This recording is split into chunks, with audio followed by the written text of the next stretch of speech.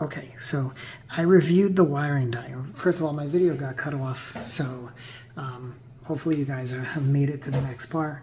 But while I was checking the wiring diagram, I got cut off. Essentially, if we look at these pieces, the farthest from this side, where there's no bars, is the black, which is the ground.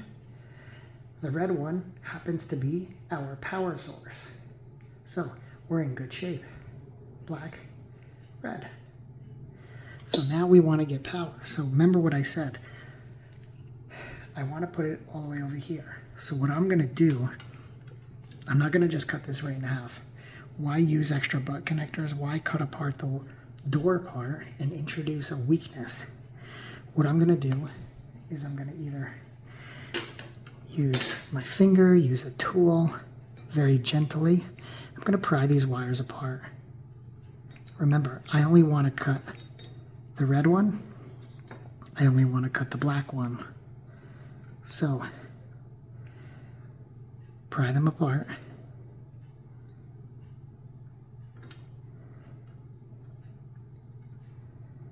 Be very careful. You don't want to strip the wire or introduce a short. So now we have our 4 wires separated. Let's focus. Let's start with the black. So, we're going to cut the black. Okay. Then what we're going to do is, now you can do however you want. Some people will strip it back in line. Some people will, do some sort of solder work. I personally just like to stick with butt connectors, which I have right here. So we only need 2 because we're only going to go in line with 2. So black, again, for this sake, happens to be black. We're going to twist one side. Okay, so now those 2 wires, one from the JST, one from your harness, are together. These are 22 to 26 gauge butt connectors. So I'm going to slide that right on in. And then I'll use my butt connector crimper. Crimp that down. Okay. Next, we're going to take our black wire. We're going to twist that. And then we're going to slide it in the other side.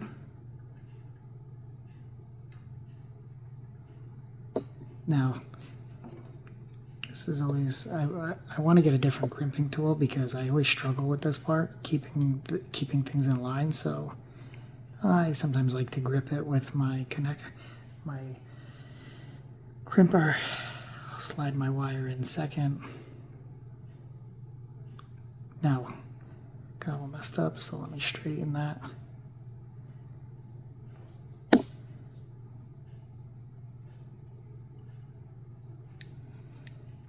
And now we're going to crimp that down.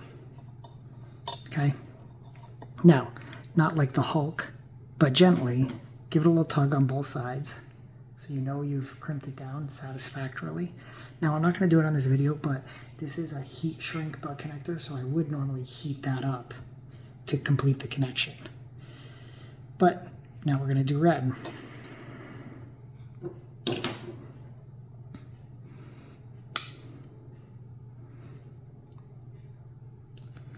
Okay, we're going to strip that off. We made that a little too long, so let's cut it back a little.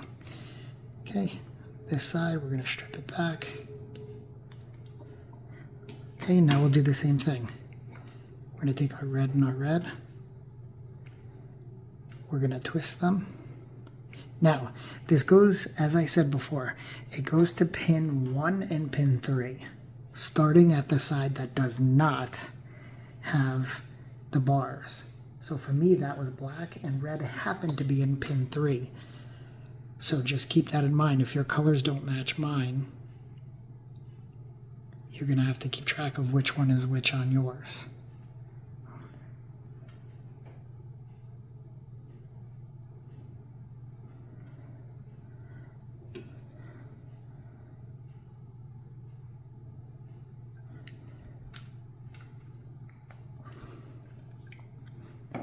Okay. Now, remember I said I like to grip it first. And then feed my wire in.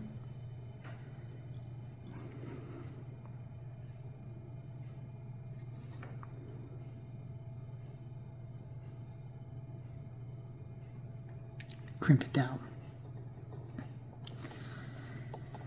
All right, and that's it. Now you guys have an interconnect harness where you are splicing in to the signal that's already there. So this is the one we're going to use to get power, and we're taking, remember, we're taking power off the LED and ground off the LED that already exists in your switch. So what we would do is, you know, in the box, okay, we plug it in the car, and then this, now I still have my box here, which kind of exploded on me because I didn't screw it in. Okay, what we would do, oh, bear with me guys.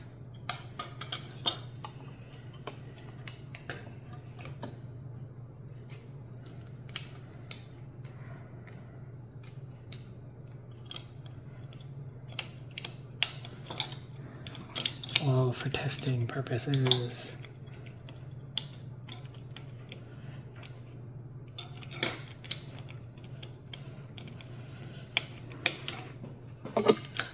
Okay, when this is in your car and it looks like this, right, and it's all screwed together, so this plug goes here, the other end will go to the harness in the door, and now you have a plug here that plugs into your box.